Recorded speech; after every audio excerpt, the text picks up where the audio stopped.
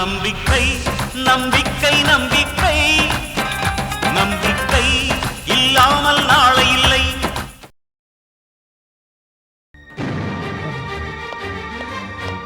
சசி, யாரோ வராங்க. இது அவ்வளவுதான். வா.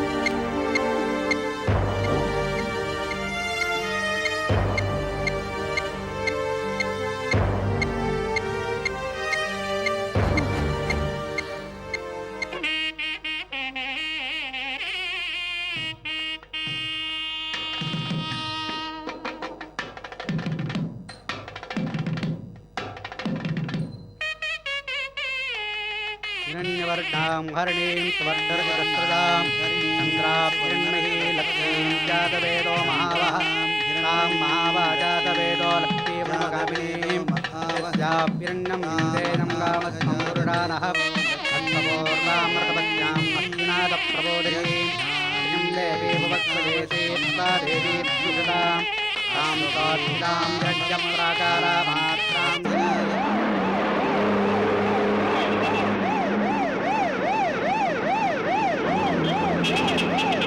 கெட்டுமேளம் கெட்டுமேளம் மாங்கல்யம் தங்குனா நேனா மம ஜீவன கேதுனா. நிறுத்துங்க.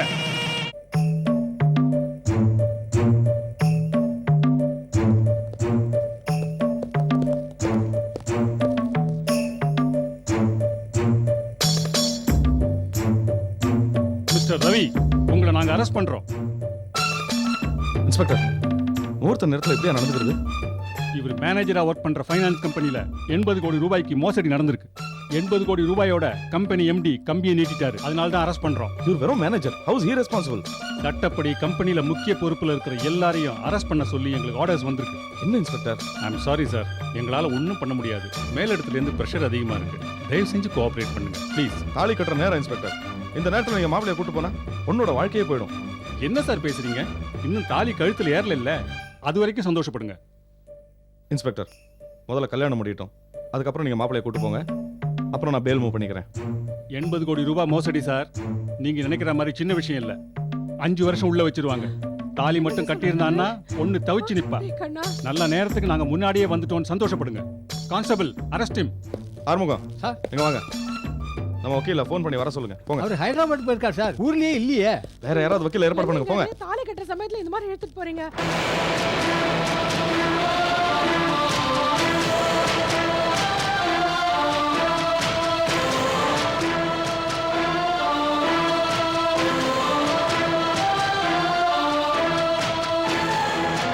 அம்மா, நீயாவது கமிஷனர் கிட்ட பேசி பாருமா.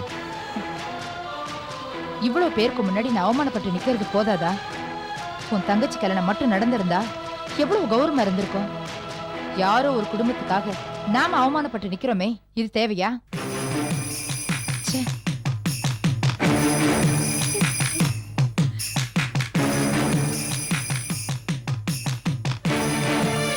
எல்லாரும் உட்காருங்க ப்ளீஸ். தயவுசெய்து உட்காருங்க.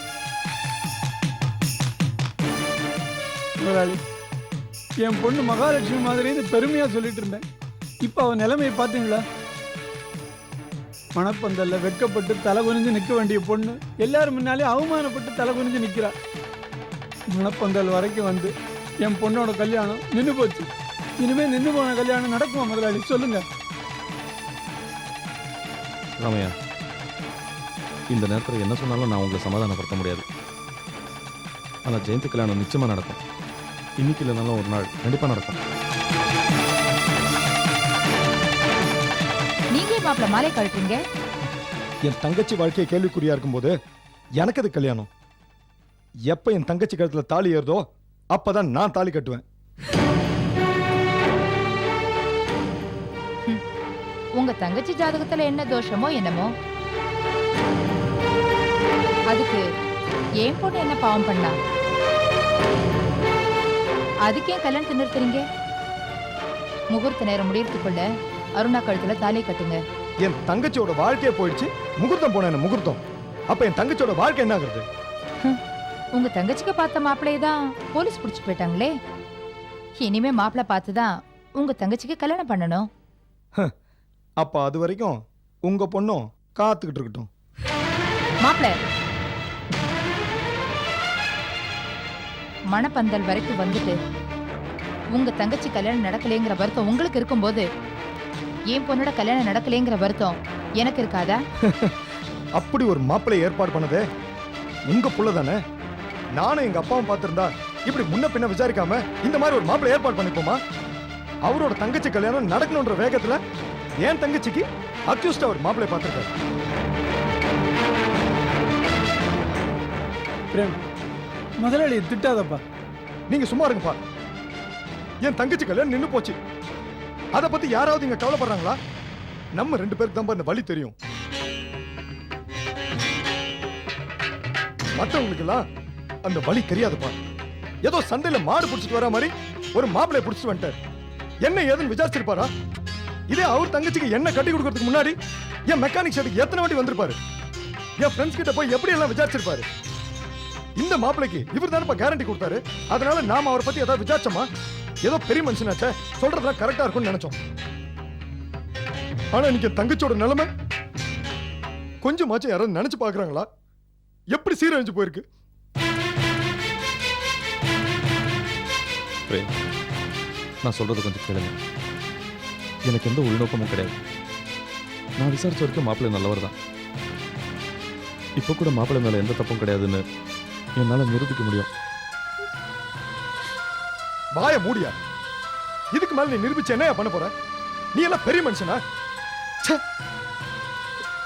என் தங்கச்சிய ஒரு எறும்பு கடிச்சாலே என்னால தாங்க முடியாதுயா. இன்னைக்கு நடந்த அவமானத்துக்கு அப்புறம் நாங்க எப்படியா வாழ்வோம்? பிரேம், தயவு செய்து கோவப்படாதப்பா. முதலாளி என்னவோ நல்ல மனசோட தான் இந்த மாப்பிள்ளையை கொண்டு வந்தார்.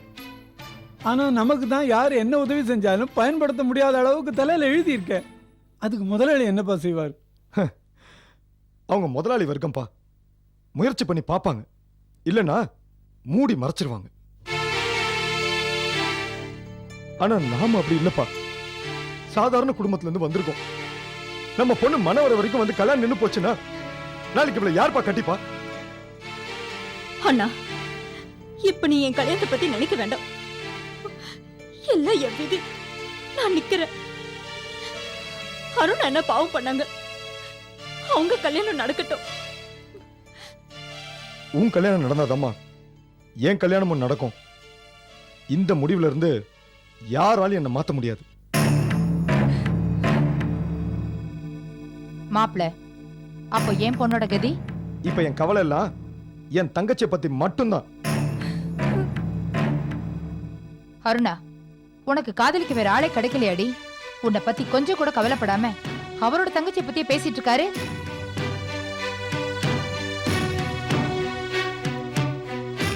மாப்பிள்ளை, உங்க தங்கச்சிக்கு கல்யாணம் நடக்கணும், அவ்வளவுதானே? சொல்லுங்க. இதே மேடையில நான் நடத்தி வைக்கிறேன். டேய் முத்து, இங்க வாடா. இவன் என்கிட்ட 8 வருஷமா டிரைவரா வேலை பார்க்கறான். ரொம்ப நம்பிக்கையான பையன். ஜெயந்திக்கு இவன் சரியா இருப்பான். ஏ முத்து, வேட்டியை கட்டிட்டு மேடையில வந்து உட்காரு. ஒரு நிமிஷம் மாயாண்டி. இவன் என் மெக்கானிக் ஷெட்ல 5 வருஷமா வேலை செஞ்சுட்டு இருக்கான்.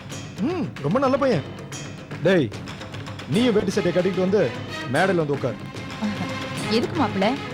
நான் தான் உங்க தங்கச்சிக்கு டிரைவரை ரெடி பண்ணிட்டேனே. டிரைவர் ஏன் தங்கச்சிக்கா? அப்ப இவன் உங்க பொண்ணுக்கு. மாப்பிள இப்ப கோவம் வருதா? இதே கோவம் எனக்கு வராதா? எவனோ ஒருத்தனை ரெடி பண்ணி என் தங்கச்சி கட்டி வைக்கிறதுக்கு அவன அனாதையா? அப்பா வாங்கப்பா, தங்கச்சி கூப்பிட்டுட்டு முதல்ல நாம இங்க பரப்பலாம். என்ன இவ துப்பு கட்டவ? பிறந்த உன்னையே முழுங்கிட்ட அம்மாவ.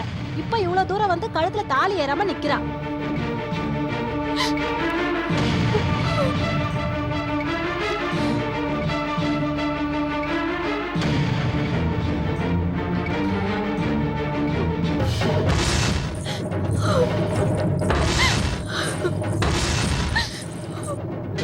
வா போய் ஒரு தம் அடிச்சு வரலாம். சரிண்ணே.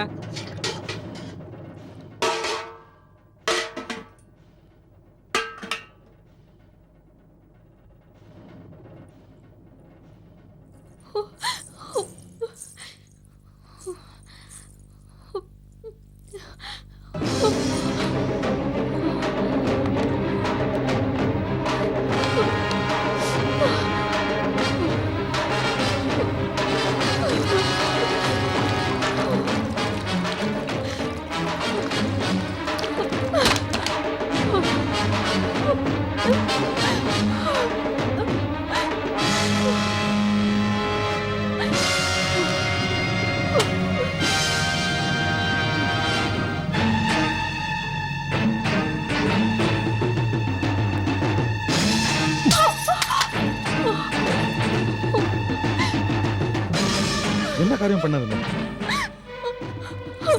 எல்லாரும் உங்க தங்கச்சி கல்யாணம் நிக்க வேண்டாம். நான் உயிரோட இருக்கிற வரைக்கும் எங்க அண்ணன் உங்க தங்கச்சி கழுத்துல தாலி கட்ட மாட்டாரு. அதனாலதான் நான் இந்த முடிவுக்கு வந்தேன். ஜெயந்தி, நீ எங்களை விட்டு போயிட்டீனா நானும் அப்பாவும் நிம்மதியா இருக்கும்னு நினைக்கிறியா? ஜெயந்தி, அப்பா விட்டுட்டு போறதுக்கு உனக்கு எப்படிம்மா மனசு வந்தது? அப்பா இனிமே நம்ம ஒரு நிமிஷம் கூட இங்க இருக்க கூடாது. ஜெயந்தி வாமா போலாம். அருணா, என்னம்மா? அண்ணா, எனக்கு இந்த கல்யாணம் நடக்கலண்ணா. ஏன்னா நீங்க உயிரோடவே பார்க்க முடியாது. அவங்கள போக வேண்டாம் சொல்லுங்கண்ணா. ப்ளீஸ்ண்ணா, அவங்கள போக வேண்டாம் சொல்லுங்க. சொல்லுங்கண்ணா. ராமையா, என்னை பத்தி உங்களுக்கு நல்லாவே தெரியும். ஒரு குடும்பம் பறித்த வச்சு நிற்கும்போது வேடிக்கை பார்க்குற அளவுக்கு நான் ஒன்றும் சாடிஸ்ட் இல்லை. இதோ ஒரு தடவை இந்த தப்பு நடந்து போச்சு. அதுக்காக உங்க எல்லார்கிட்டையும் நான் மன்னிப்பு கேட்டுக்கிறேன். ஜெயந்திக்கு நம்ம எல்லாருமா சேர்ந்து ஒரு நம்பகமான மாப்பிள்ளையை தேடுவோம். இப்ப தங்கச்சி கல்யாணமாவது நடக்கட்டும். Please please. அப்படி ஒரு நம்பகமான மாப்பிள்ளைய எதுக்கு வெளில தேடணும்? நீங்க செஞ்ச தப்புக்கு பரிகாரமா நீங்களே என் தங்கச்சி கட்டுல தாலி கட்டுங்க.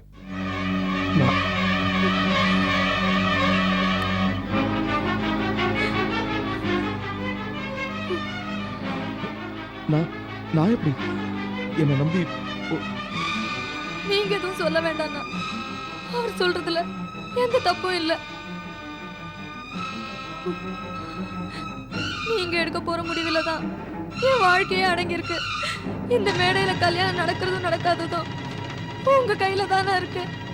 அருணா, என்ன பேசுறேன்னு புரிஞ்சுதான் பேசுறியா?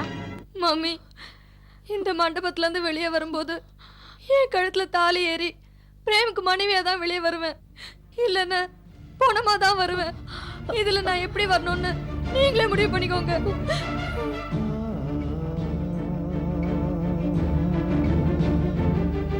அம்மியை மிதிச்சு அருந்ததியை பார்த்து வலது கால எடுத்து வச்சு என் வீட்டுக்குள்ள வர வேண்டியவனி.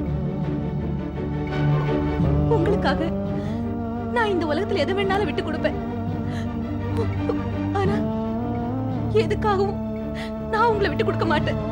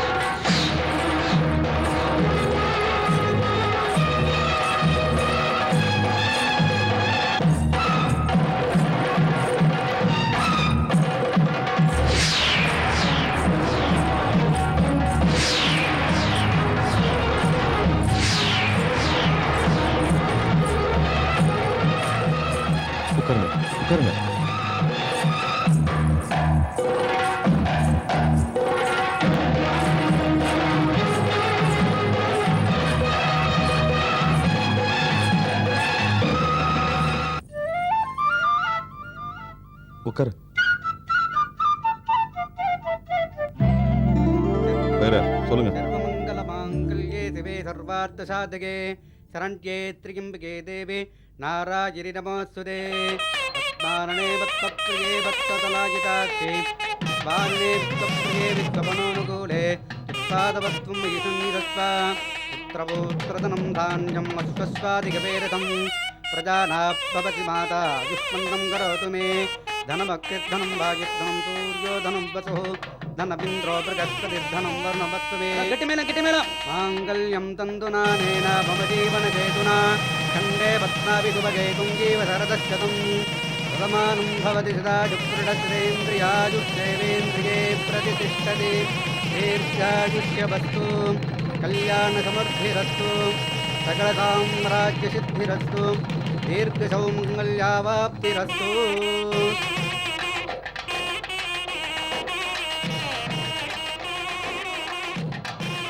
கல்யாணத்துக்கு கிளம்பிட்டு இருந்தீங்க, உங்களால போக முடியாம போச்சே. ஆமாம் டாக்டர், அதை நினைச்சாதான் ரொம்ப வருத்தமா இருக்கு. பாவம் வசந்த் என்னை ரொம்ப எதிர்பார்த்திருப்பாரு. இப்ப வேணா போயிட்டு வாங்களேன். இனிமே போய் என்ன டாக்டர் பிரயோஜனம்? இந்நேரத்துக்கு எல்லாம் முடிஞ்சிருக்கும். நான் வரேன் டாக்டர். சரி நந்தினி.